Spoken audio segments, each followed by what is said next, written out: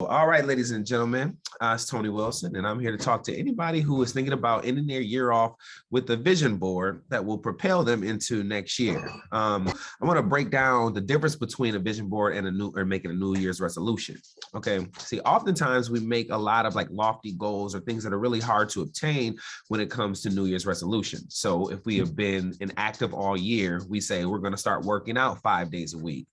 We say that we're going to completely change our diet. Things that are like really kind of heavy lifters that make us have to make very drastic changes that typically you start off doing, but then by 2 weeks to a month into the year, you just completely forgot about them. One, because they're kind of foreign to you, and it's kind of like it's too much heavy lifting overall.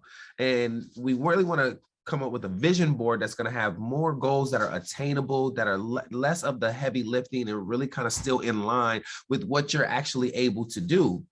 I personally do not do this on a computer. I actually have this piece of like paper that I cut out, and I put everything on that. The reason why I want to do that is because I want to make sure that I can display it like a poster, how you would do a poster or whatever, and not do it on a computer or a notebook. Now, if you're somebody who like is all about your notebook and planner, then that would be a good thing for you to do then, because you're going to actually go back to it. But for me, it's good for me to have this poster type board so that I can be able to like look up when I see it in the morning, like, okay, Lou, I haven't done this yet. Or bam, give myself a round of applause because I've done A, B, C, and D. All right. You can also get poster boards. You can decorate them as much as you want. I'm not a very decorative person, so you see mine are just literally black and white on the paper, but some people are. And so knock yourself out. They can be as elaborate as you want.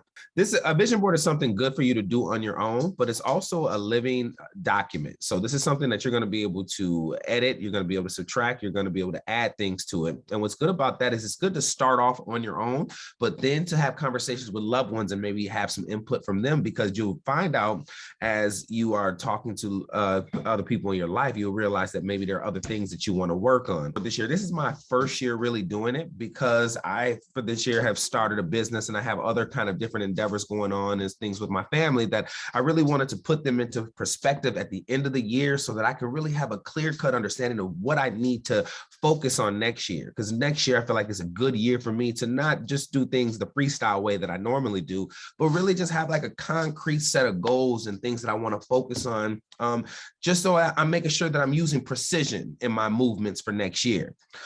Started my vision board I just labeled it vision board on the top, and then I broke it down into 4 categories, right? It's career, family, personal wellness, and community. Right. So then I put those 4 at the top and put a line under it, because I'm going to have different goals for each one.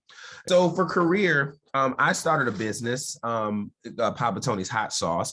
And so big thing that I'm going to focus on in my career section is one thing I put underneath there is from January to August, my goal is to sell 200 bottles of hot sauce each month. Then I have it going from August to December. I want to up that to 400 bottles per month.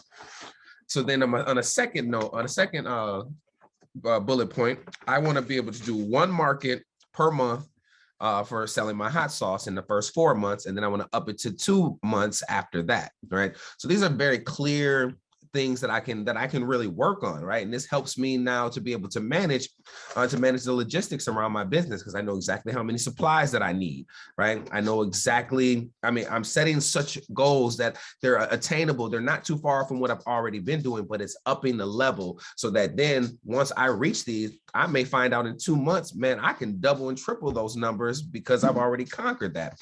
But again, I'm not doing a bunch of heavy lifting. I'm not going from, selling 150 bottles a month to saying I'm going to sell 2,000 bottles in a month. No, that's ridiculous. And that will cause me to burn out. And it just probably won't happen that way. It's family.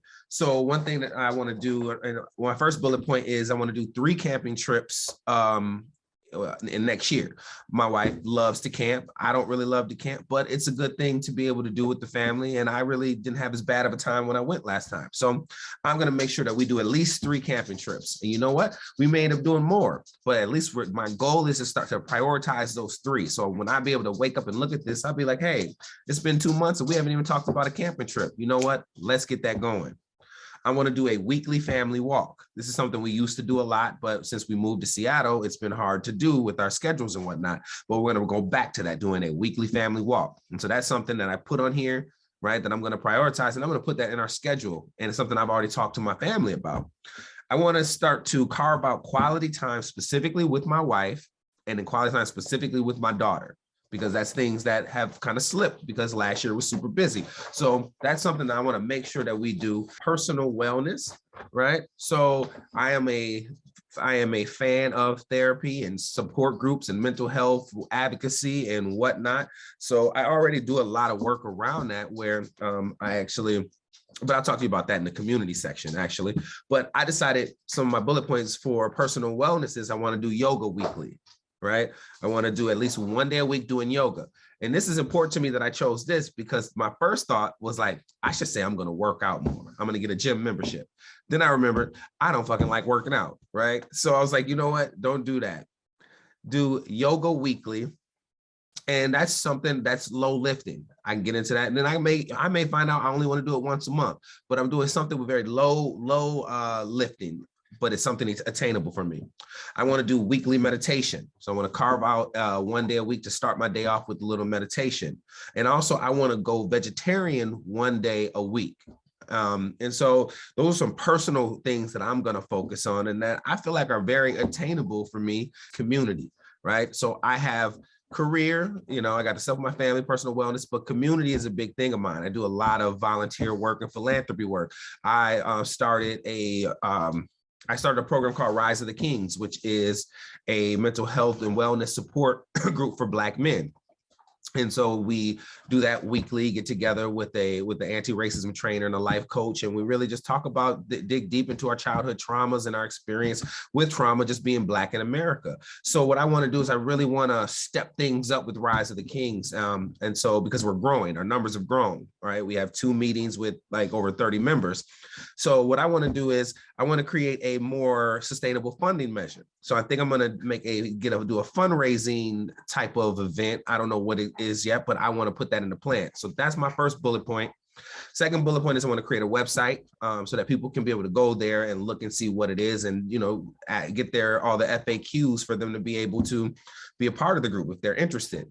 And last, the third one I put on here, there's more, but I want to start looking more into research about turning this into more of a prison reform program. I really feel like if we get Black men that are coming out of prison into a situation where they are able to talk with counselors and whatnot, I think we could probably prevent a lot of them from going back in. So I want to start having those conversations around that and seeing how I can build that.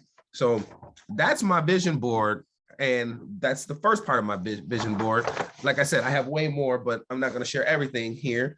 But you can do it any way you want to. But I think really breaking it down to those 4 sections and then coming up with those goals and making sure you're checking in with yourself to make sure that these are goals that are attainable. They're not a lot of heavy lifting and stuff that you can actually bring other people into to be able to support you in doing this.